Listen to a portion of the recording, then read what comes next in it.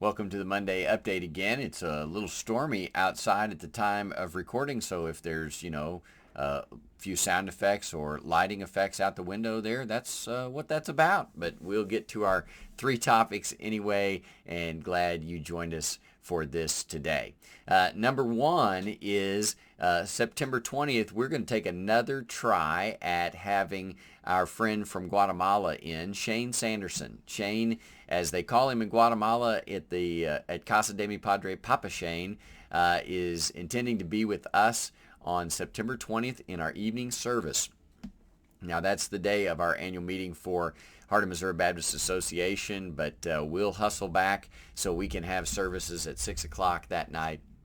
And Shane will be with us. I'm looking forward to that. I hope you'll come and meet Shane and hear about the ministry from the director. Of course, several of you heard about that from those of us who went, but just nobody tells the story quite like Shane does, and I'd love for you to get to meet him and hear about the ministry a little more at Casa de mi Padre. That's September 20th, a few weeks away yet, but that will be at our evening service, which of course is at 6 o'clock. So hope you'll join us for that. And then number two is our very next Sunday, September 27th, we are planning a picnic.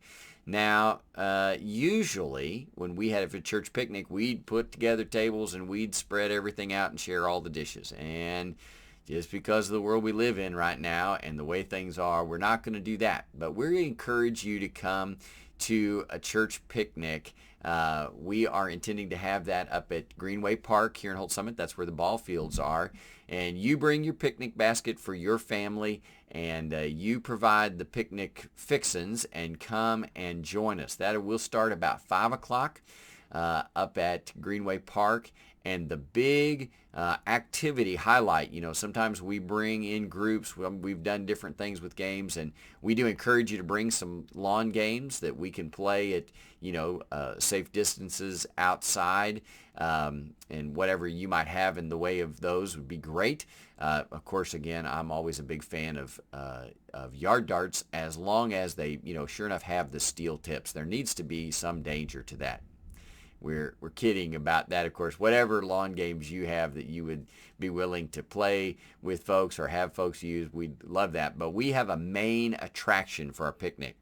And the main attraction is we are going to have a kickball game between our youth group students and their parents. So I got to tell you how much I am looking forward to that. And I'm sure many of our students are looking forward to being able to throw something at their parents without getting punished for it. So we're looking forward to that. We want everybody to come down and watch that. We're going to have a ton of fun, and we're going to do that all together September 27th starting at 5 o'clock, and that'll be our evening activity instead of evening worship.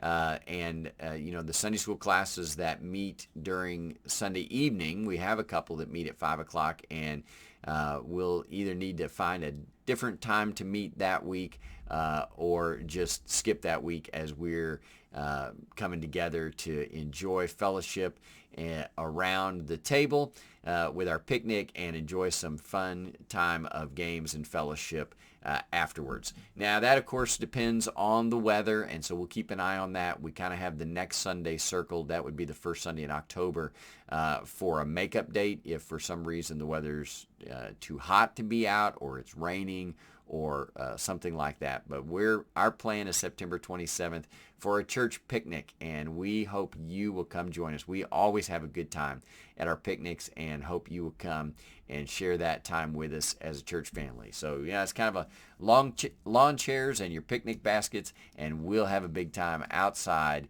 at Greenway Park.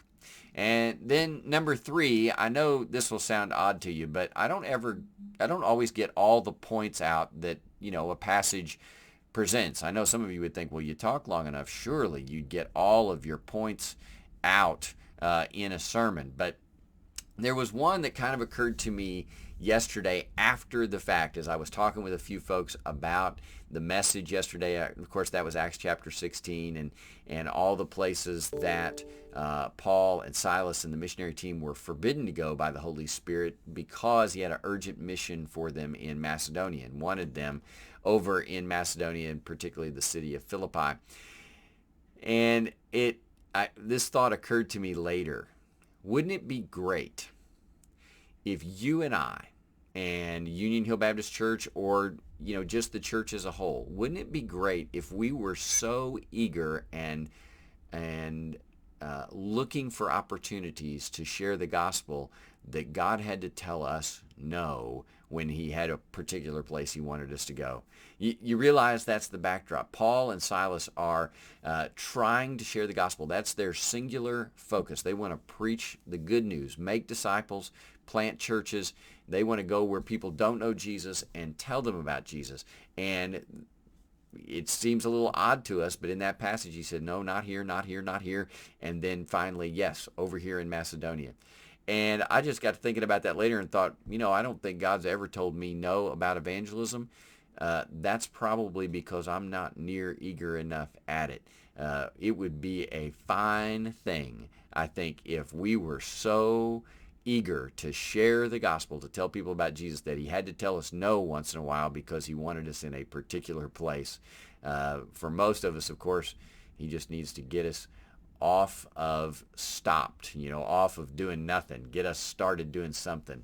And so he doesn't have much chance to tell us no. But I've been thinking about that. I thought you might like to think about it, or truthfully, I just wanted you to think about it, right? I would like you to think about it, and hope the Holy Spirit speaks to you again.